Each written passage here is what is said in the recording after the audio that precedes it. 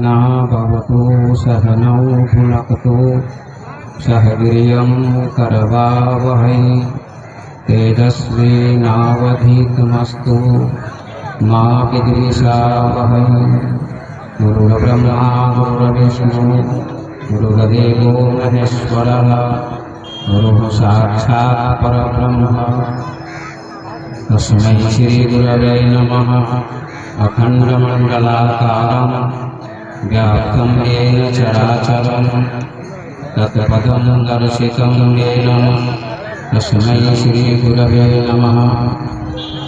नीलाम्बुजश्यामलकोमलाननं सीतासमारोपितवामभागं पाणमहासायकचारुचापं नमामि रामं रघुवंशनाथं मनोजवं मारुततुल्यवेगं जितेन्द्रियं बुद्धिमतां वरिष्ठं वातारं मारुतमुख्यं श्रीरामदूतं शरणं प्रपद्ये। सर्वे भवन्तु सुखिनः सर्वे सन्तु निरामयाः सर्वे भद्राणि पश्यन्तु मा कश्चित् दुःखभाग् भवेत्। ॐ शान्तिः शान्तिः शान्तिः। आइए हम लोग 2 मिनट भगवान के नाम का आवाज संकीर्तन करें, ताली बजाते हुए श्रद्धा से निष्ठा से आस्था के साथ अपने मन को अपने वाणी को पवित्र करें और परमात्मा में जोड़ें। सीताराम सीताराम सीताराम जय सीताराम।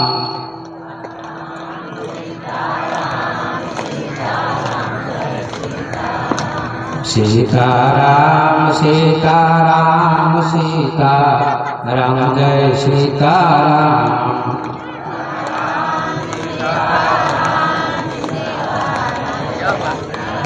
प्रेम से सीताराम सीताराम सीताराम जय सीताराम।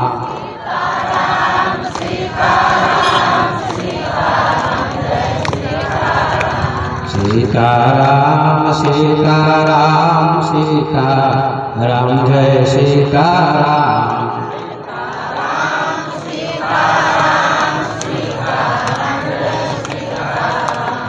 बोले मर्यादा पुरुषोत्तम भगवान राम की जय। श्री महाराज की जय। सदगुरुदेव भगवान की जय। भक्त भगवान की जय। नगर बस्ती की जय। मंच पर उपस्थित संत महात्मा पंडाल में उपस्थित भक्त प्रेमी सज्जन धर्मानुरागी बंधुओं भक्ति स्वरूपा माता बहनों एवं वंशों, आप सभी राम कथा का रसास्वादन कर रहे हैं। राम कथा को सुनते हुए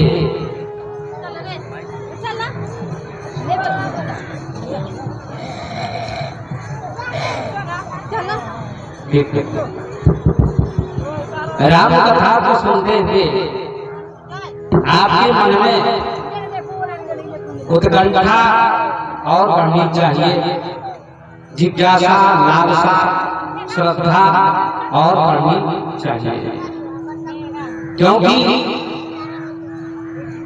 सांसारिक संपत्ति को जब व्यक्ति प्राप्त करता है, सांसारिक वस्तु मिलती है, संपत्ति मिलती है, वैभव मिलता है, संपदा मिलती है, पैसे मिलते हैं, बैंक बैलेंस होता है, तो आदमी की इच्छा और बढ़ती जाती है, कभी घटती नहीं है।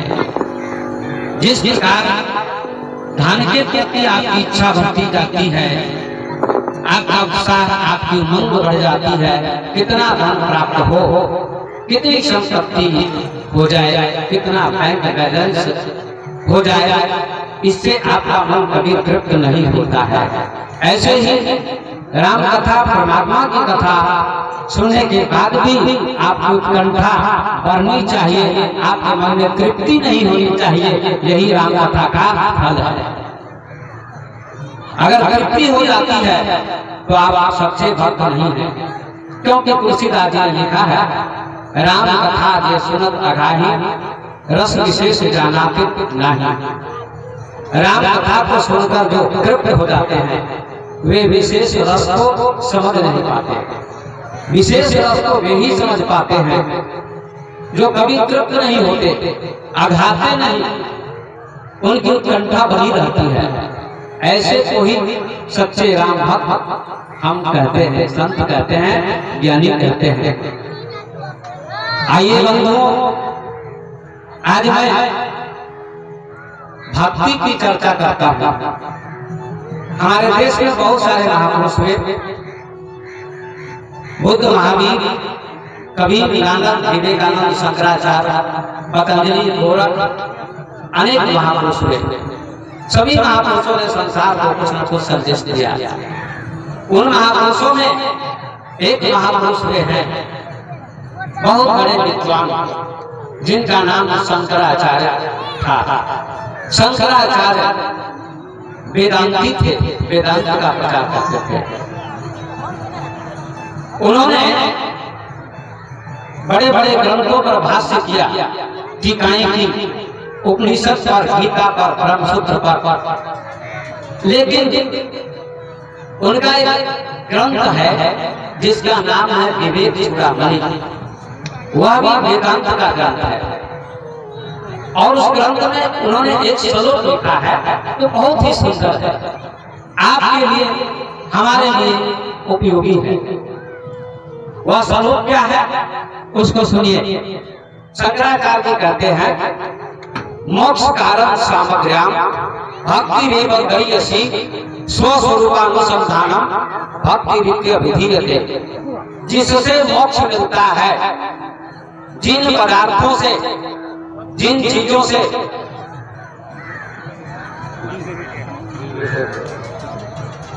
जिन चीजों से मुक्ति मिलती है, परमात्मा मिलता है, भगवान मिलता है, मोक्ष मिलता है, उन चीजों में सबसे महान श्रेष्ठ क्या है? भक्ति है।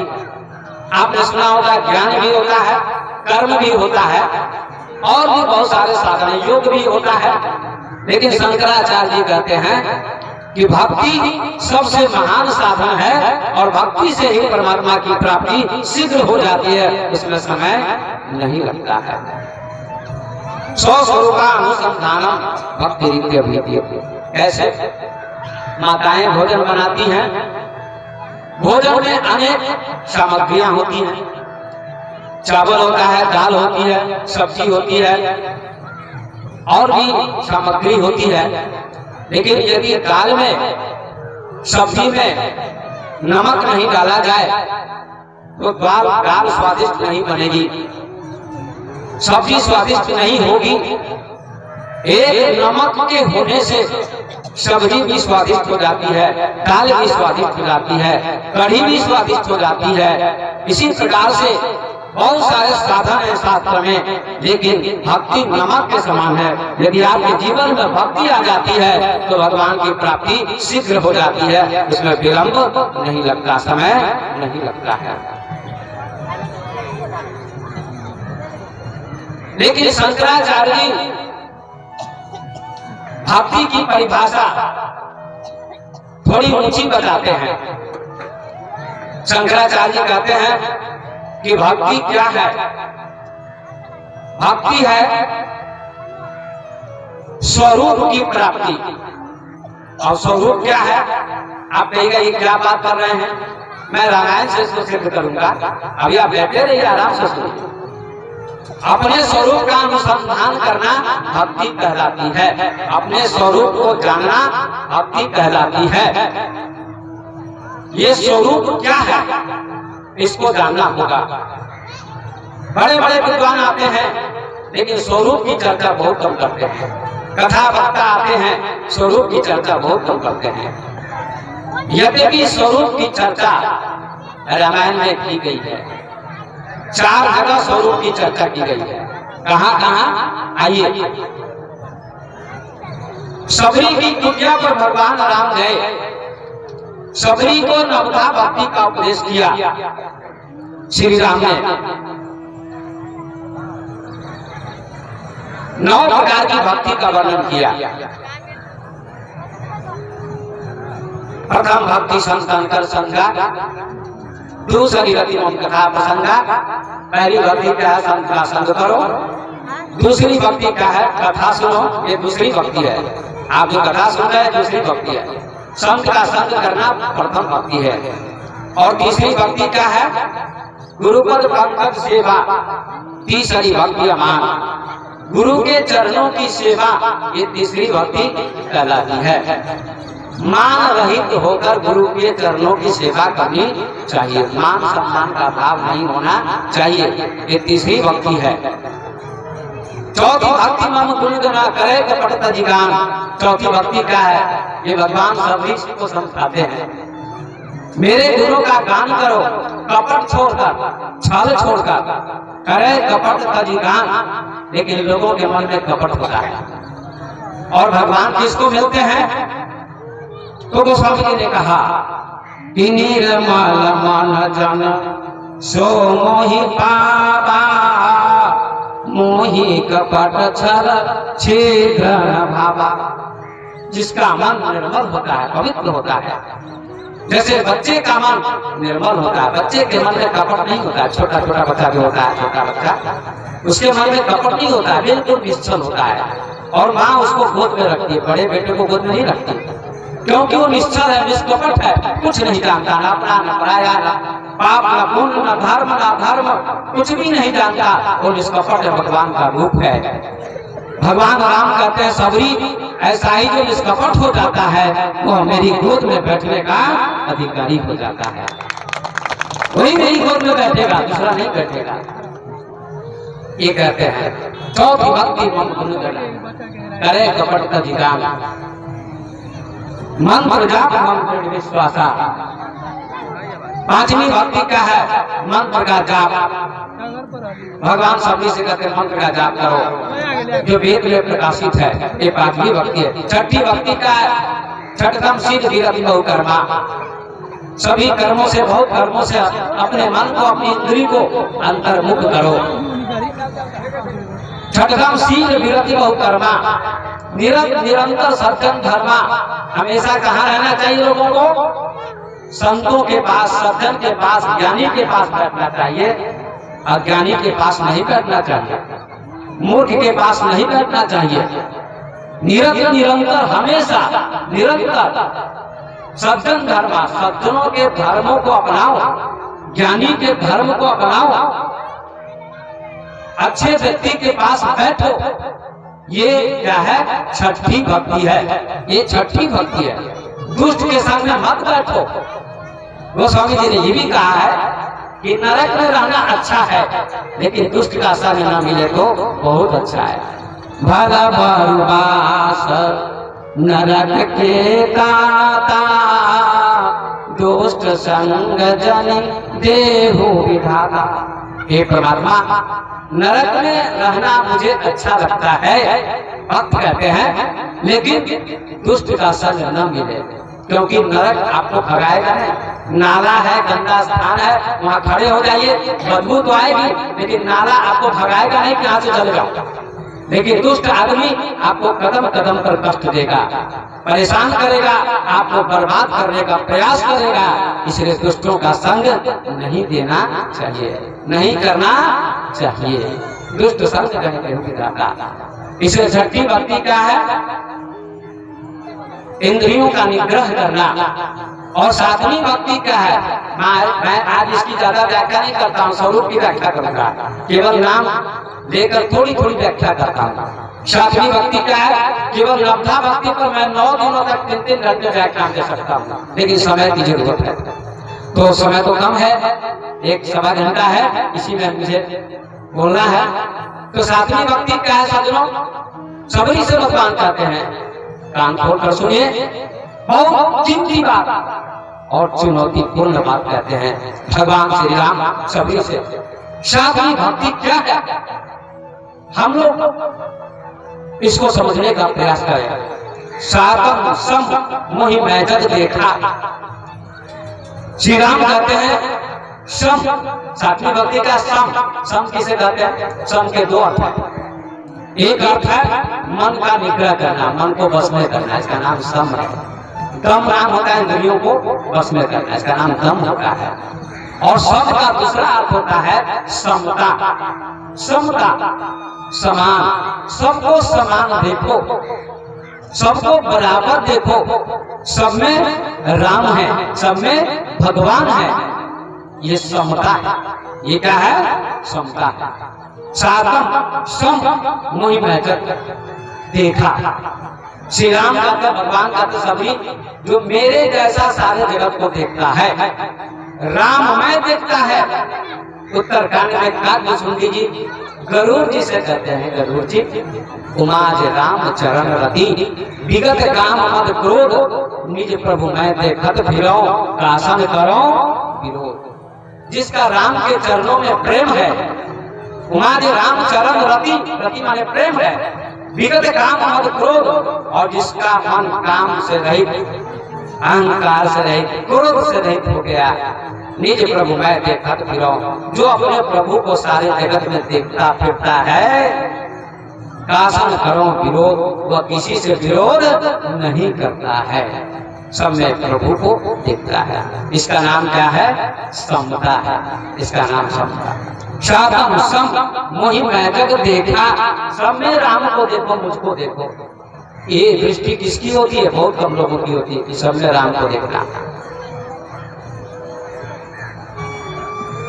और राम से भी ज्यादा, हमसे भी ज्यादा किसको देखो? राम कहते हैं मोदे अधिक संग करी लेखा। लोग संत से भी विरोध करते हैं, संत की भी निंदा करते हैं, संत की भी आलोचना करते हैं। खाना संत में यह अवगुण है, ये बुराई है, ये दोष है। लेकिन भगवान राम कहते हैं कि हमसे भी ज्यादा महत्व संत को दो, मोते अधिक संत करी लेखा। मुझसे भी ज्यादा महत्व, ज्यादा स्थान संत को दो, क्योंकि संत के द्वारा ही राम का दर्शन होता है, मिलन होता है, दूसरा कोई उपाय नहीं, संत के द्वारा। सातम सम मैं जब देखा, मोते अधिक संत कर लेखा। ये दृष्टि आपकी पवित्र होनी चाहिए। एक कहानी सुनाता, हनुमान जी अशोक वाटिका में गए, माँ जानकी का दर्शन किया। दर्शन करने के बाद माँ जानकी भी प्रसन्न हो गई, उनके रोम खड़े हो गए, और माँ जानकी ने हनुमान जी को हरिजन कहा। आज हम लोग हरिजन किसे कहते हैं? नीच जाति को कहते हैं। नीच जाति के लोगों को क्या कहा जाता है? हरिजन। ये गलत बात है। हरिजन नाम है भगवान के भक्त का, जो भगवान की भक्ति करता है, सत्संग करता है, इसका आचरण पवित्र है, ऐसे व्यक्ति का नाम हरिजन होता है। माँ जानकी ने कहा, हरिजन जानी प्रीति अति बाढ़ी, सजल नयन कुल का बलि छाड़ी। हरिजन जानी प्रीति अति बाढ़ी। हरिजन जानकर, राम के दूत जानकर, भक्त जानकर, हनुमान जी को देखकर प्रसन्नता हुई। प्रीति अति बाढ़ी, प्रेम बढ़ गया, अति प्रेम बढ़ गया। अति तो बहुत खतरनाक होता है, लेकिन कहते अति, रामचरितमानस में बहुत जगह अति शब्द का प्रयोग किया है। अति आदर रघुनायक किन्हा, जब गुरु जी आए वशिष्ठ जी, तो अति आदर रघुनायक किन्हा, अति आदर किया, जबकि अति का निषेध किया गया। अति सर्वत्र वर्ज्य, लेकिन अति शब्द का यहाँ प्रयोग किया। हरिजन जानी प्रीति अति बाढ़ी, सजल नयन, उनकी आंखों से आंसू बहने लगे। हनुमान जी को देखकर आंसू बहने लगे और रोग खड़े हो गए। सजल नयन कुल का बलि छाड़ी, रोग खड़े हो गए। हमारे आपके शरीर में कितने रोग होते हैं? 3.5 करोड़, 3.5 करोड़ रोग होते हैं। ये खड़े हो गए, माँ जानकी के लोग खड़े हो गए, हनुमान जी बोलेगा और क्या कहा? हरिजन शब्द का। बाबा कबीर ने भी कहा अपने ग्रंथ में, हरिजन हंस दशा लिए बोले, निर्मल नाम चुनी चुनी बोले। हरिजन भगवान के भक्त संत महात्मा परमात्मा का नाम उच्चारण करते हैं, ध्यान करते हैं, योग करते हैं, भक्ति करते हैं, उनको हंस कहा जाता है। संत को हंस कहा जाता है, हंस। मेरे भाई बंधु माता बहनों, ध्यान से सुनिएगा, हरिजन शब्द का प्रयोग किया, लेकिन दुर्भाग्य है क्या बड़े बड़े विद्वान संत महात्मा भी नीच जाति के लोगों को हरिजन कहते हैं। एक गलत बात है, इस बात को भूल जाइए। हरिजन भगवान के भक्त को कहा जाता है, चाहे वो किसी जाति का क्यों न हो, किसी जाति का क्यों न हो। हिंदू धर्म, संसार में बहुत सारे धर्म है, आप जानते हैं कितने धर्म है? नहीं जानते होंगे, कोई हाथ उठाकर बताइए। बहुत पढ़े लिखे लोग कहते हैं संसार में कितने धर्म है, नहीं जानते, कोई नहीं बता सकता। मैं बताता हूँ, संसार में अभी वर्तमान समय में 300 धर्म है, 300। मैं भी सबके नाम नहीं गिना सकता, लेकिन 10-5 के नाम गिना सकता। हिंदू, यहूदी, ईसाई, सिख, पारसी, इस्लाम, यहूदी, बौद्ध, जैन, ऐसे अनेक धर्म है। लेकिन बड़ा अचरज है, बहुत अचरज है। हिंदू धर्म का पतन क्यों हुआ? हिंदू धर्म सबसे श्रेष्ठ धर्म है, महान धर्म है, सनातन धर्म है। इसमें वेद और कुरान की रचना हुई, उपनिषद की रचना हुई। लेकिन भारत पर आक्रमण मुगलों ने किया, अंग्रेजों ने किया। 1000 वर्ष तक भारत गुलाम था, 2000 वर्ष तक लगभग गुलाम था भारत। क्यों? आपस में जाति के कारण, अलग अलग जाति के लोग कहते हैं हम बड़ी जाति के हैं, हमारी जाति बड़ी, हमारी जाति बड़ी, सब लड़ते हैं आपस में। इसलिए हिंदू कमजोर हो गया, सनातन धर्म कमजोर हो गया, और मुगलों ने इस पर शासन किया बहुत वर्षों तक। अंग्रेजों ने शासन किया। अगर संगठित होता हिंदू और जातवाद का नारा नहीं लगता तो भारत कभी गुलाम नहीं होता। ये मैं चैलेंज के साथ कहता हूँ। ये यूट्यूब पर मेरा प्रवचन जा रहा है, पूरी दुनिया में जा रहा है, लगभग 170 देश में। एक प्रवचन मेरा है जिसमें मैंने कलियुग केवल ध्यान आधारा प्रवचन दिया है, 53 मिनट का है। जबकि गोस्वामी जी ने कहा कलियुग केवल नाम आधारा, ये भी सही है। लेकिन गोस्वामी जी ने ऐसा क्यों कहा? रामचरितमानस में कहीं भी गोस्वामी जी ने हिंदू शब्द का प्रयोग नहीं किया, कहीं नहीं। पढ़िए रामचरितमानस। लेकिन फिर भी उन्होंने राम नाम की महिमा का इतना गान किया, क्यों किया होगा? राम नाम से भी आगे की चीज और गोस्वामी जी ने लिखी है, जिसकी चर्चा मैं अभी करूंगा। आप छाती को मजबूत करके सुनिए। मैं बहुआयामी व्यक्ति हूं, मैंने हजारों ग्रंथों का अध्ययन किया है। लेकिन गोस्वामी जी कहते हैं कि ये दूर से ही प्रणाम कर लीजिए, जल्दी बैठिए। राम नाम की महिमा का इतना गान क्यों किया? इससे भी ऊंची ऊंची बात गोस्वामी जी ने रामायण में लिखी है। ये जो जब चल रहा है, कीर्तन हो रहा है, ये भजन नहीं है। इस बात को सुनकर दुखी मत होइए, ये भजन नहीं है, ये कीर्तन है और जाप। गोस्वामी जी ने विनय पत्रिका में कहा है कि 3 अवस्था भजऊ भगवान, तब भजऊ भगवान, मन क्रम वचन अगोचर व्यापक व्यापक अनंत। 3 अवस्था से परे तब भजन होता है। अब 3 अवस्था को कितने लोग जानते हैं? जागृत, स्वप्न, सुषुप्ति, 3 अवस्था होती है।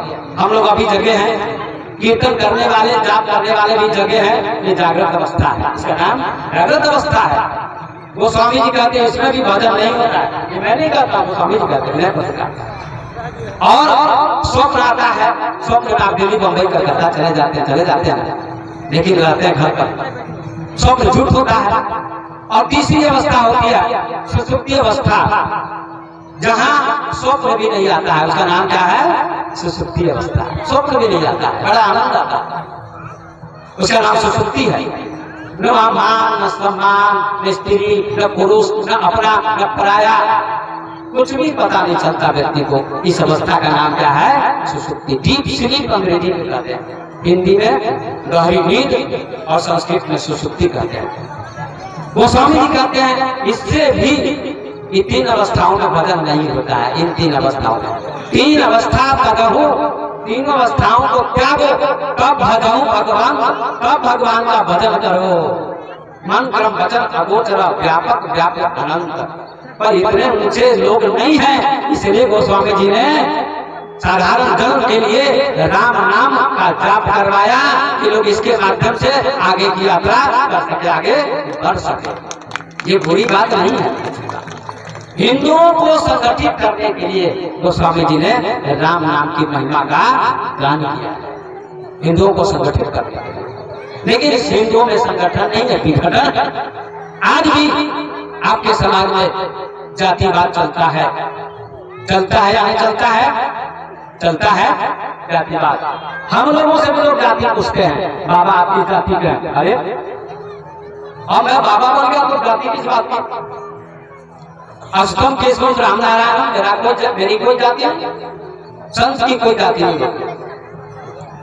किसी ने कभी हमसे पूछा बाबा आप किस दूध के बालक है, मतलब किस जाति के बालक है? मैंने कहा माँ के दूध का बालक हूँ।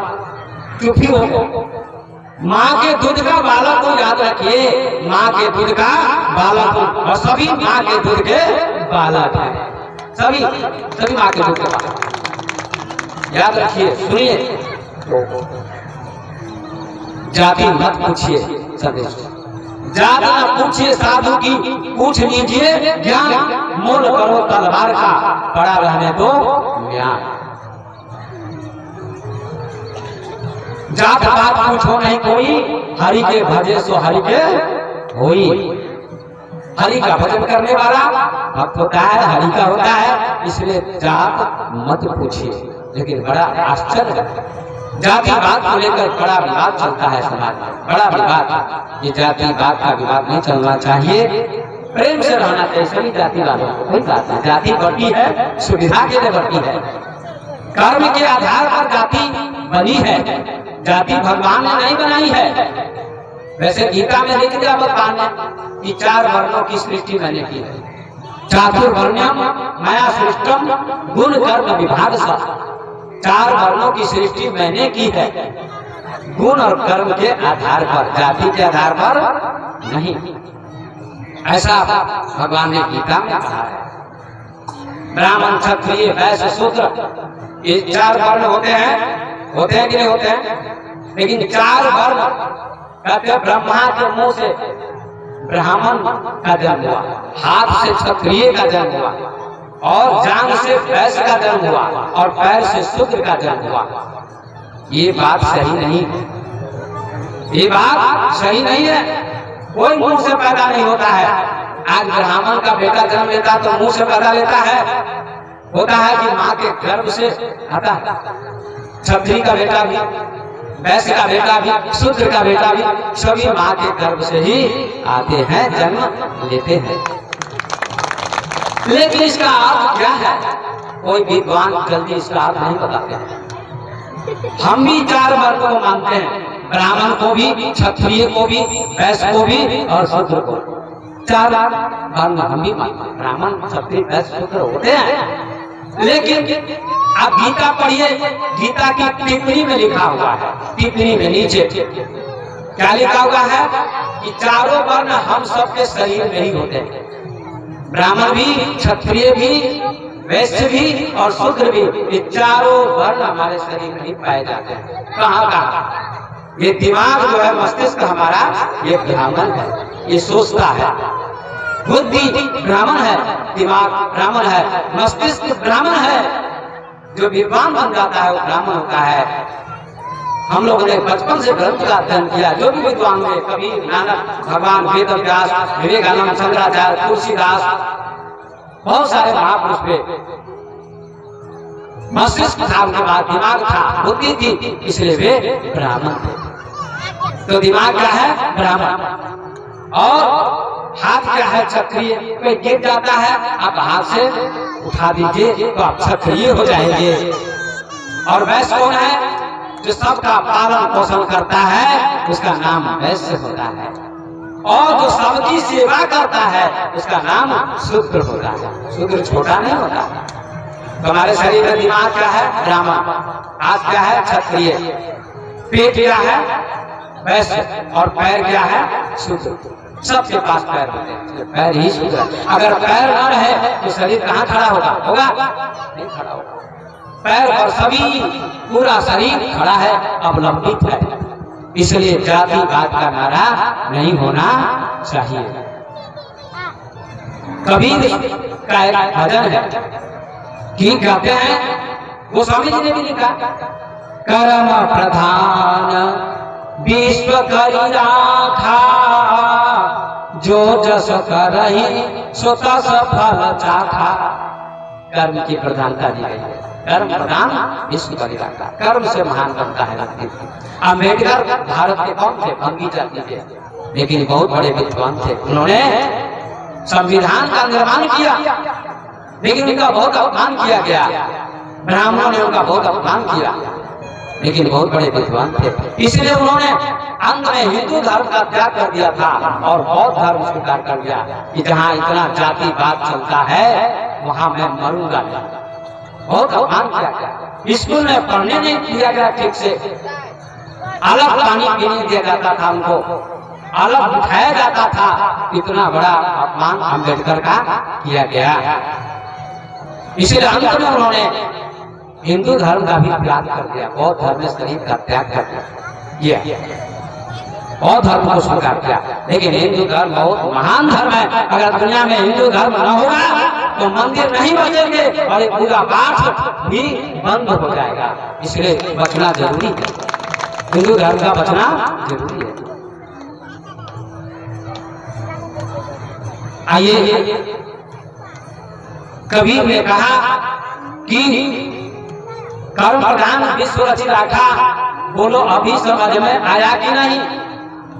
समझो, वशिष्ठ मुनि थे वेश्या के बालक। बोलो राम उनको गुरु बनाया कि नहीं? भगवान राम ने वशिष्ठ जी को गुरु बनाया। वेश्या के बालक थे वशिष्ठ। और अम्बेडकर थे भंगी के लड़का। अम्बेडकर थे भंगी के लड़का। बोलो संविधान, भारत का संविधान बनाया कि नहीं? कर्म प्रधान विश्व करी राखा, विश्व रचि राखा। बोलो अभी समझ में आया कि नहीं? और वेद व्यास थे मछोदरी के बालक। वेद व्यास थे मछोदरी के बालक। बोलो 18 पुराण बनाया कि नहीं? कर्म प्रधान विश्व रचि राखा। बोलो अभी समझ में आया कि नहीं? जवाहरलाल थे ब्राह्मण के लड़का। जवाहरलाल थे ब्राह्मण के लड़का। बोलो गांधी को गुरु बनाया कि नहीं? गांधी वैश्य थे और एक ब्राह्मण के बेटे, उनको गुरु बनाया कि नहीं? बनाया। और क्या मीरा, रविदास थे चमार के बालक। बोलो मीरा ने उनको गुरु बनाया कि नहीं? कर्म प्रधान विश्व रचि राखा। बोलो अभी समझ में आया कि नहीं? कर्म की प्रधानता, जाति की प्रधानता नहीं है। सबरी जाति भिल्ली कहिए। सभी किस जाति की थी? आप सभी जानते हैं, भिल्ली जाति की थी। भील जाति की भिल्ली कहलाती थी। वहीं श्री राम गए, भगवान गए और सबरी के पैर खाए, झूठे पैर खाए। लेकिन लक्ष्मण जी ने फेंक दिया, ना इसका जूठा बन खाऊंगा, ये नीच जाति की है। तो कहते हैं भगवान ने कहा ठीक है, फेंक दिया तो इसका फल भोगना पड़ेगा तुमको। वही कहते हैं शक्तिवान लगा उनको, मेघनाथ का तो संजीवनी बूटी वही बना, उसी को हनुमान जी लाए, उसको घोटा गया, पीसा गया और लक्ष्मण जी को पिलाया गया। तो उनकी मूर्छा, भक्त का अपमान कभी नहीं करना चाहिए। लेकिन राम जी ने उनका पैर खाया। सबरी जाति भिल्ली कहिए। बोलो राम उनका पैर खाया कि नहीं?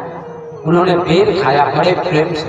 और उन्होंने ये भी कहा लक्ष्मण से, लक्ष्मण मैंने सीता के हाथ का भोजन किया, इतना स्वाद नहीं आया। मैंने माँ कौशल्या के हाथ का भोजन किया, इतना स्वाद नहीं आया जितना स्वाद सबरी के पैर में मुझे आया। ऐसा स्वाद कभी नहीं। चलिए, एक प्रश्न आया है, हमारे डॉक्टर राम बाबू जी ने दिया है। बहुत सुंदर प्रश्न है। सुनिए प्रश्न क्या है। जे वर्णाधम तेली कुम्हारा स्वपथ किरात बोल कलवारा। और ये आदि चौपाई है, पूरी चौपाई ये है। नारी मुई गिरी संपत्ति नासी मूर मुड़ाए भये। ये उत्तरकांड की चौपाई। यहाँ तो गोस्वामी जी जातिवाद का खंडन कर रहे हैं। कहाँ? नवदा भक्ति में सबरी के प्रसंग में जाति का खंडन कर रहे हैं कि भगवान को पाने के लिए, भगवान के दर्शन के लिए, भक्ति के लिए जाति की आवश्यकता नहीं होती है, जाति की जरूरत नहीं है। कहाँ? शुरू में ही बताया, प्रारंभ में सबरी ने कहा मैं नीच जाति की प्रभु, मैं नीच जाति की। जब सबरी के आश्रम में सबरी की पूजा पर राम गए तो सबरी ने क्या कहा है, गोस्वामी जी ने लिखा है, लिखने वाले तो गोस्वामी जी ने लिखा। संवाद राम और सबरी का कराया गया। क्या कहती है सबरी? सुनिएगा माता बहनों, पढ़ी लिखी नहीं थी सबरी, अनपढ़ थी, अशिक्षित थी, अनएजुकेटेड। पढ़े लिखे होने से भगवान नहीं मिलता है, विद्वान होने से भगवान नहीं मिलता है, धनवान होने से भगवान नहीं मिलता है। भगवान तो भाव जिसके मन में होता है उसी को मिलता है, सबको नहीं मिलता। सबरी ने क्या कहा? श्याम गौर सुंदर दो भाई, सबरी पड़ी चरण लपटाई। श्याम और सुंदर दो भाई, श्याम और गौर बनने के राम और लक्ष्मण वहां पहुंचे। सबरी चरणों में लिपट गई, सबरी पड़ी चरण लपटाई। और क्या कहती है? कहीं भी दिया स्तुति करो तुम्हारी, अधम जाति में जड़मति भारी। अधम ते अधम अधम अति नारी, अति नमः मैं मति मंद अधारी। ये सब ने कहा। हे प्रभु राम, आप स्तुति में कैसे करते? परसों मैंने कहा था, कल तो मुझे समय नहीं मिला, परसों मैंने कहा था कि स्तुति और प्रार्थना में अंतर होता है। यहाँ सबरी ने कहा मैं आपकी स्तुति कैसे करूं? स्तुति किसे कहते हैं? प्रार्थना किसे कहते हैं? बहुत से पढ़े लिखे लोग बैठे हैं यहाँ। स्तुति और प्रार्थना में अंतर होता है। स्कूल में, विद्यालय में प्रार्थना होती है। सरस्वती जी से ज्ञान मांगते हैं बच्चे, हे प्रभु आनंद दाता ज्ञान हमको दीजिए। ज्ञान भी मांग है। भक्त लोग घर मांगते हैं भगवान से, मंदिर में जाकर, ये मांग है, प्रार्थना है। लेकिन भगवान ने सूरज बनाया, चांद बनाया, धरती बनाई, हवा बनाई, पेड़ पौधे बनाए, सृष्टि की रचना की, सब कुछ तो दे दिया है आपको, शरीर भी तो आपको दे दिया है, सब कुछ मिल गया आपको। अब क्या चाहिए? फिर भी आप मांगते। किसी ने कहा है अंग्रेजी में कि this life is for him, this mind is for him, this soul is for him, this eyes are for him, all things bright and beautiful, seek ye first the kingdom of God, then all else shall be added unto you। क्या कहता है विद्वान अंग्रेजी का? This life is for him, ये जीवन भी प्रभु आपका दिया हुआ है। This life is for him, this mind is for him, ये मस्तिष्क भी प्रभु ने दिया है। This soul is for him, ये आत्मा भी परमात्मा का अंश है। These eyes are for him, ये आंखें भी उसी ने दी है, कान भी उसी ने दिए हैं, हाथ भी उसी ने दिए हैं, नाक भी उसी ने दी है, मुंह भी उसी ने दिया है, शरीर भी उसी ने दिया है, सारी रचना उसी की है। Seek you first the kingdom of God, उस प्रभु को खोज लो तो सारी चीजें तुम्हारे पास अपने आप आ जाएंगी। कितना सुंदर का मेरे सज्जनों, स्तुति का अर्थ होता है प्रभु से कुछ मत मांगो, गुणगान करो। गुणगान के बाद प्रभु तुमने शरीर दे दिया, तुमने हवा दी सांस लेने के लिए, तुमने प्रकाश दिया सूरज का, तुमने सब कुछ दिया, अब क्या चाहिए? कुछ नहीं चाहिए। इसका नाम स्तुति है, इसका नाम स्तुति है। याद रखिए, कुछ नहीं मांगिए, केवल गुणानुवाद कीजिए परमात्मा का, गुरु का, भगवान का, ईश्वर का, केवल गुणानुवाद करना है, मांगना कुछ भी नहीं है। गुणानुवाद का नाम क्या है? स्तुति है। यही सभी करती कही विधि अस्तुति करो तुम्हारी, अधम जाति में जड़ मति भारी। मैं नीच जाति की हूँ, ऐसा कहती है, मैं नीच जाति की, अधम जाति। लेकिन मैं कहना चाहता हूँ, गोस्वामी जी ने तो कहा अधम जाति की मैं हूँ, सभी कहती है। ये चौपाई गोस्वामी जी की सभी कहती है राम से। लेकिन मैं कहना चाहता हूँ कि जाति नीच नहीं होती है।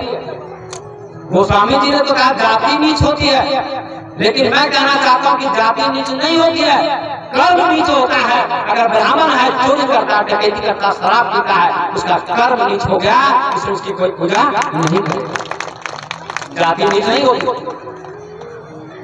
ऊंचे कुल का जन्म या करनी ऊंच न होए, सुवर्ण कलश सुरा भरी साधु निद्रा सोए। कभी भी कहा ऊंचे कुल में तुम्हारा जन्म हो गया, कर्म तुम्हारा उनका नहीं है, शराब पीते हो, मांस खाते हो, बीड़ी पीते हो, डकैती करते हो, शिखर खाते हो, गुंडागर्दी करते हो, तो क्या तुम ऊंचे हो जाओगे?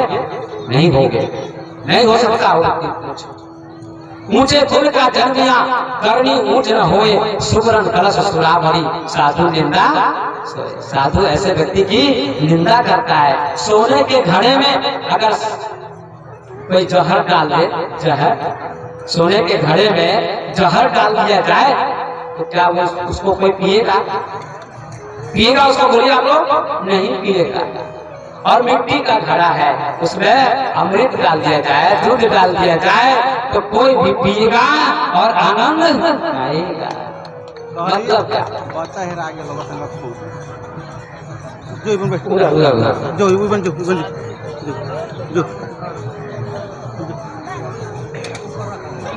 तो सबरी कहते हैं कि मैं अधम हूँ, अधम अधम अधम अति नारी, अपने को बहुत नीच कहती है।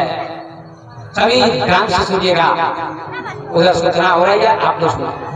मैं नीच से भी नीच, नीच हूँ 3 बार का। अधम ते अधम अधम, क्या कहा? 3 बार नीच कहा, मैं नीच हूँ। अपने को कोई नीच कहता है? नहीं कहता, लेकिन सबरी नीच कहते हैं अपने को। केही स्तुति करो तुम्हारी, अधम जाति में जन्म तुम्हारी, अधम अधम अधम नारी, निर्मा मैं मतिमंद अधारी। मैं मंद बुद्धि की हूँ, हे पाप के नाश करने वाले राम। तो राम जी क्या कहते हैं? नहीं सबरी तुम गलत बोलती हो, नहीं सबरी तुम गलत बोलती हो। राम जी क्या कहते हैं सबरी से? क्या उदारता भगवान राम की यहाँ है? क्या उदारता भगवान राम की यहाँ है? आप लोग भगवान राम के नाम से जरा जोर से जयकारा लगाइए, ताली बजाइए। क्या उदारता भगवान राम की, बड़ी उदारता है। क्या राम कहते हैं मर्यादा पुरुषोत्तम? नहीं सबरी तुम नीच नहीं। कह रघुपति सुनो भामनी माता, मानहु एक भक्ति कर नाता। जाति पाति कुल धर्म बड़ाई, धन बल परिजन गुण चतुराई। भक्तिहीन नर सोहहि कैसे, बिनु जल बारिद देखिए कैसे। क्या कहते हैं? मर्यादा पुरुषोत्तम राम कहते हैं सबरी कह रघुपति सुन भामनी माता। हे भामनी माता बहनों, भगवान राम सबरी को भामनी कहते हैं। भामनी किस नारी को कहते हैं? कौन नारी भामनी है? क्या बड़े कुल की, क्या ब्राह्मण घर की, क्या क्षत्रिय घर की, क्या धनी घर की महिला भामनी कहलाएगी? नहीं, भामनी वो कहलाती है जो भक्ति करती है, सत्संग करती है, सास की सेवा, ससुर की सेवा, पति की सेवा, संत की सेवा, सबके साथ अच्छा व्यवहार जिसका होता है, ऐसी नारी का नाम भामनी होता है। याद रखिएगा, मछली खाने वाली महिला को, लड़ने वाली महिला को भामनी नहीं कहा जाता, नहीं कहा जाता। कितने लोग भक्त है, कितनी माताएं भक्त है, हाथ उठाइए तो, हाथ उठाइए। अरे बहुत भक्त है, जय जय जय जय, ताली बजाइए इन माताओं के लिए, जय हो जय हो। धन्य है हमारी माताएं, महान है। इसीलिए तो हम क्या कहते हैं कीर्तन में पहले सीताराम सीताराम, सीताराम भजो यही देहिया में, सीताराम भजो यही देहिया में। सभी लोग आइए, धीरे धीरे मत गाइए, यही देहिया में। सीताराम भजो यही देहिया में, सीताराम भजो यही देहिया, यही देहिया में, यही देहिया है। बड़े प्रेम से गाइए, गाइए आगे, यही देहिया, सीताराम भजो यही देहिया है, सीताराम भजो यही देहिया।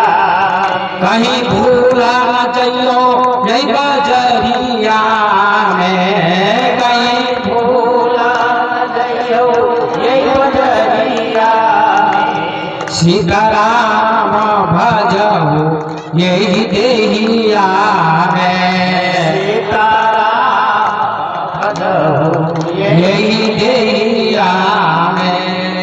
नाम बिना नर जहाँ तहाँ भटकता, नाम बिना सब जहाँ तहाँ भटकता, नाम बिना नर जहाँ तहाँ भटकता, नाम बिना नर जहाँ तहाँ भटकता।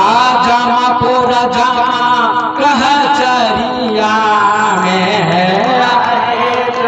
पुर जमा कह चरिया में, सीताराम भजो यही देहिया में, सीताराम भजो यही देहिया में। बोले सीताराम भगवान की। एक आवश्यक सूचना है माताओं बहनों, बचिया जो है जो है हेरा गया है, जो फूट फूटा है, ये अध्यात्मिक मन परिवार में बचिया है। कृपया इस बात को सोचते हैं कि कृपया इस बचिया को ले जाए। माताओं बहनों जो मेला में आप लोग आई है घूमने के लिए, दर्शन करने के लिए, तो कृपया बच्चा जो है इस अध्यात्मिक मंच पर है। आइए ध्यान से सुनिए, पहले सीता तब राम है या नहीं? किसका नाम का चल रहा है? जब पहले सीता का तब राम का चलता है ना, सीता तब राम, राधा तब श्याम, माता तब पिता, माता पिता सीता राम राधे श्याम, प्रकृति पुरुष, पहले माताओं का नाम आता है, इसके बाद पुरुष का। लेकिन आज भी समाज में धारणा पुरुष ऊंचा होता है, गलत बात है।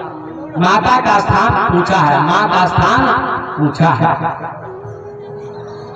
तो सबरी को भामनी कहते हैं राम जी। कहा रघुपति सुन भामनी बाता, हे सबरी हे भामनी मेरी बात सुनो। मानव एक भक्ति का नाता, हमारा और तुम्हारा नाता कैसा है? हमारा तुम्हारा नाता कैसा है?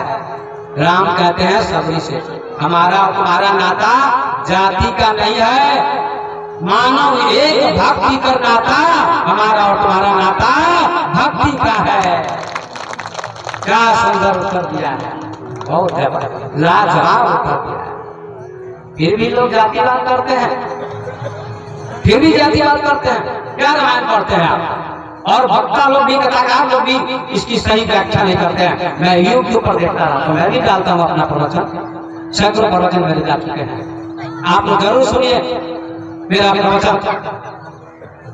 किनके पास नेट का मोबाइल, नेट वाला मोबाइल है, बड़ा मोबाइल बड़ा, हाथ उठाइए तो जय जय जय जय सबके पास। मेरा निवेदन है हाथ जोड़कर कि मेरे प्रवचन को सुनिए। स्वामी विवेक ऑफिशियल चैनल का नाम है, YouTube पर सर्च कीजिएगा स्वामी विवेक ऑफिशियल, मेरा चित्र आ जाएगा और मेरा प्रवचन आ जाएगा। जो प्रवचन सुनना चाहें, जो अच्छा लगे वो आप सुन सकते हैं और आपको लाभ होगा तो जरूर और सुनना शुरू कर देंगे। सब्सक्राइब भी कर दीजिएगा। जब सब्सक्राइब कर दीजिएगा तो नया नया वीडियो जाने लगेगा आपके मोबाइल पर और आप सुनते रहिए, आनंद आएगा, आपको अच्छा लगेगा। तो आइए सज्जनों, तो भगवान कहते हैं कि विधि स्तुति करो तुम्हारी। इस सभी ने कहा, भगवान कहते हैं कह रघुपति सुनो ब्राह्मणी गाता, मानव एक भक्ति कर नाता, जाति पाति कुल धर्म बड़ाई क्या शब्द कहते हैं। जाति का कोई महत्व नहीं है मेरे सामने, कोई महत्व नहीं जाति का। भगवान कहते हैं पाति, अरे भाई जात और पात दो चीज है। क्या चीज है? दो चीज है, जात और पात। जात पात पूछो नहीं कोई, ये कबीर साहब है। जात मत पूछो और पात भी मत पूछो, हरि के भजे सो हरि के, जात पात पूछो नहीं। जात को जानते हैं आप लोग, ब्राह्मण क्षत्रिय वैश्य शूद्र वर्ण, सूरी तेली यादव और भी है, ये सब जातियां हैं।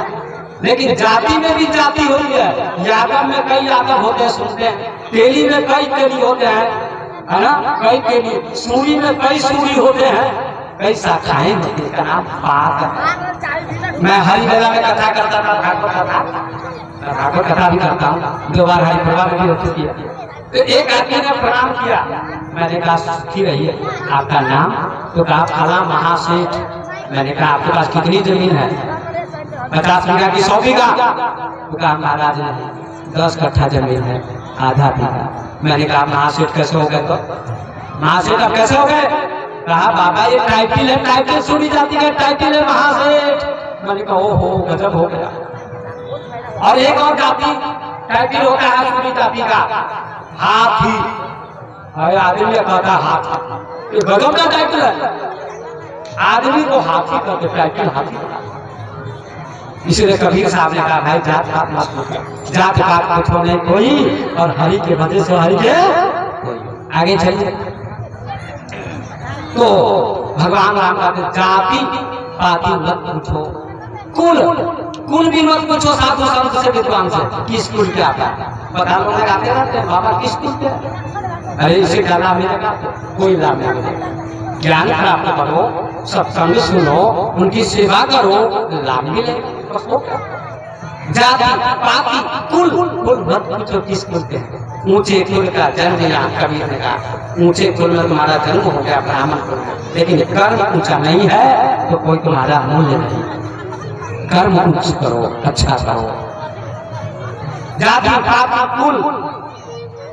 एक मुसलमान उत्तर प्रदेश में है, मुझे फोन करता है बार बार, कहता बाबा आइए स्वामी जी, उधर स्वामी जी कहते हैं आइए बाबा हम आपसे भागवत कथा करते हैं। मुसलमान बहुत प्रेम करता है, उसके हम जाते हैं, घर में नहीं टिकते हैं, मठ में टिकते हैं कहीं, तो वो अमृत का बगीचा उसको, तो अमृत को खिलाता है, संतों को खिलाता है, फल खिलाता है।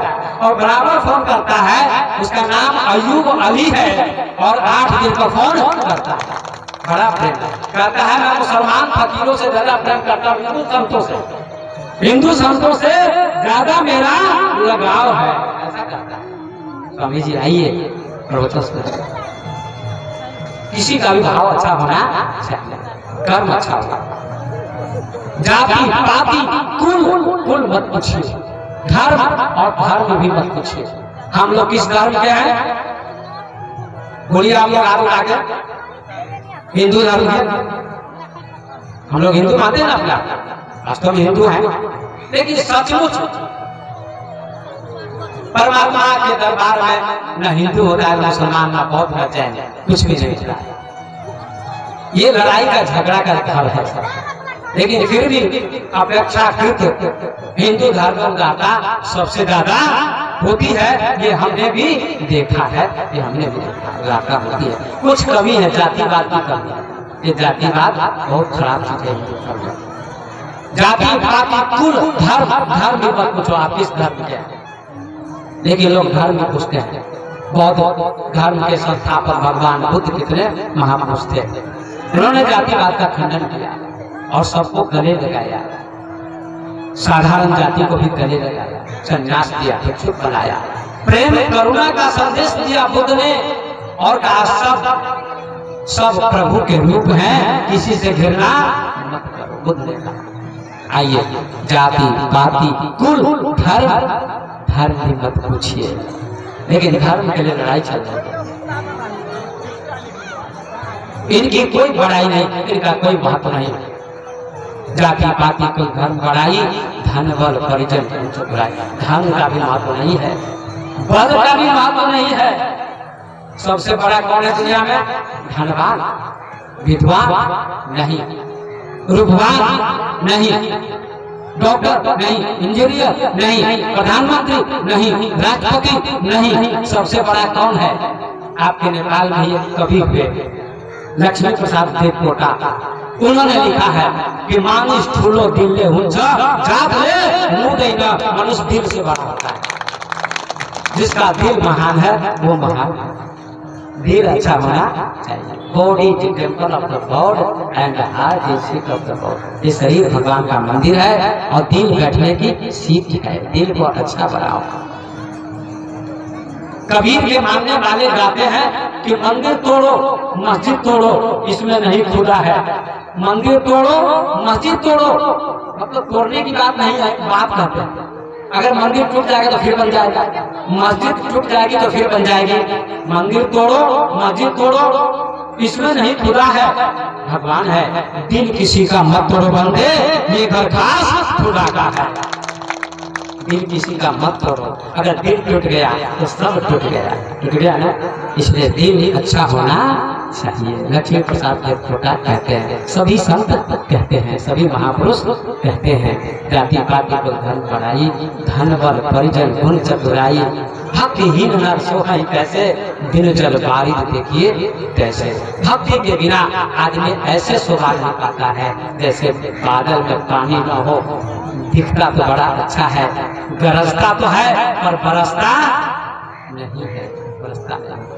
भक्तिहीन नर सोहाई कैसे, बिन जल बारिश देखिए कैसे। ये कहा। अब तुमको मैं नथा भक्ति भक्ति सुनाता हूँ। जो सातवीं भक्ति सुनानी, आठव जथा लाभ संतोषा, जो लाभ मेरे उसमें संतुष्ट करो। नवम सरल सब संसद हीना, मम भरोसे ये हर संगीना। नौ जिनको एको होई, नारी पुरुष चराचर कोई, स्वतिशय प्रिय भामनी मोरे, सकल प्रकार भक्त कृत तोरे। जोगी वृंद दुर्लभ गति जोई, तो कहा आज सुलभ सोई। मम दर्शन फल परम अनुपा, जीव पावनी सहज रूपा। इसकी थोड़ी व्याख्या करके मैं विराम दे दूंगा। ये जो दोहा आया है, चौपाई आई है, डॉक्टर राम बाबू जी ने लिख के भेजा है, जरा सुन लीजिएगा इसका अर्थ। गोस्वामी जी ने उत्तरकांड में ये चौपाई लिखी है कलयुग के वर्णन में कि जे वर्णाधम तेली कुम्हारा, शपथ की रात खोल कर मारा। सभी वर्णों में तेली नीच होता है, सभी वर्णों में तेली नीच होता है। उसके बाद कुम्हार, उसके बाद कुम्हार नीच होता है।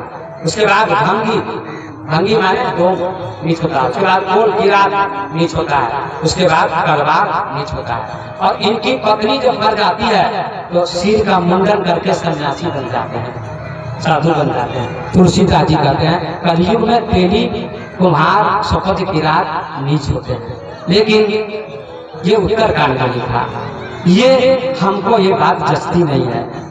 ये बात गोस्वामी जी को नहीं लिखनी चाहिए, क्योंकि एक जब उन्होंने लिख दिया, यहाँ खंडन किया जाति का सभी के प्रसंग में कि भगवान के दरबार में जाति नहीं चलती है, कर्म चलता है, भक्ति चलती है। और यहाँ कलयुग में तेली कैसे नीच हो गया? और भी तो जातियां हैं, तो कलयुग में तेली नीच कैसे हो गया? पहले तेली तेल पेरता था तो उसका पेरा हुआ तेल ब्राह्मण भी खाता था, क्षत्रिय भी खाता था, सभी जाति के लोग खाते थे। तो तेल पेरने से क्या तेली नीच हो गया? बोलिए अभी लोग, तेल पेरने से तेली नीच हो गया? नहीं हुआ। हाँ, चोरी करे, डकैती करे, गलत काम करे तो नीच होगा। इसलिए गोस्वामी जी ने, कुछ लोग कहते हैं दबाव में आके लिख दिया, ब्राह्मणों का दबाव था उनके ऊपर तो उन्होंने लिख दिया, लेकिन कबीर ने किसी का दबाव नहीं माना, जो सत्य था लिख दिया। इसलिए गोस्वामी जी को भी दबाव में नहीं आना चाहिए। खैर उनकी बुराई को हम नहीं लेंगे, वे महापुरुष थे, आदरणीय थे। एक इस चौपाई है, इस चौपाई को हम छोड़ के चलेंगे। तेरी नीच नहीं होता है, कोई भी नीच नहीं होता है। जो गलत कर्म करता है वही नीच होता है, वही खराब होता है, चाहे किसी जाति का क्यों न हो। इसलिए जिस दृष्टिकोण से वो स्वामी जी ने लिखा हो, लेकिन ये चौपाई समाज के लिए लागू नहीं होती है, नहीं होती है। तो आइए सज्जनों, अब आगे चलते हैं। अभिराम दूंगा।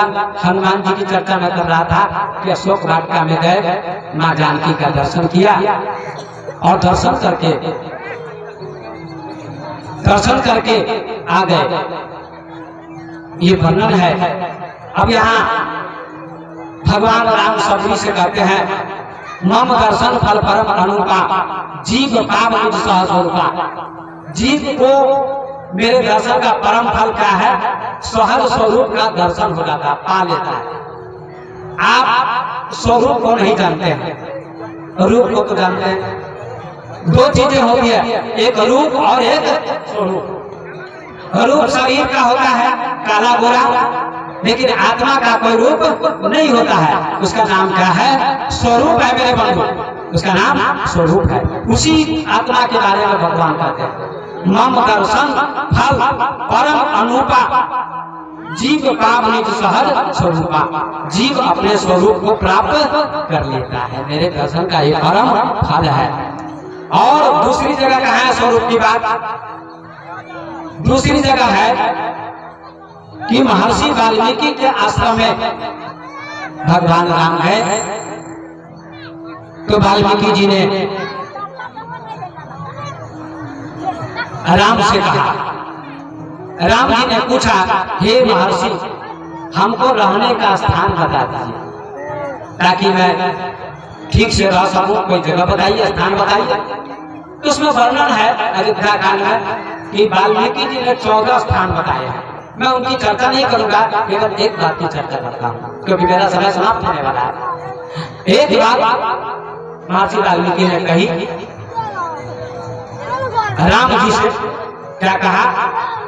राम स्वरूप तुम्हारा, राम स्वरूप तुम्हारे वचन अगोचर बुद्धि पर, अविगत अकथ अपार, नीति नेति नित निगम कहा।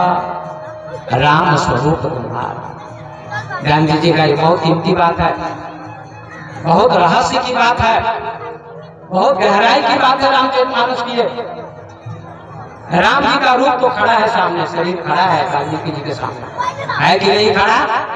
उनका शरीर खड़ा था, दोनों में संवाद हो रहा है। राम जी पूछते स्थान बताइए,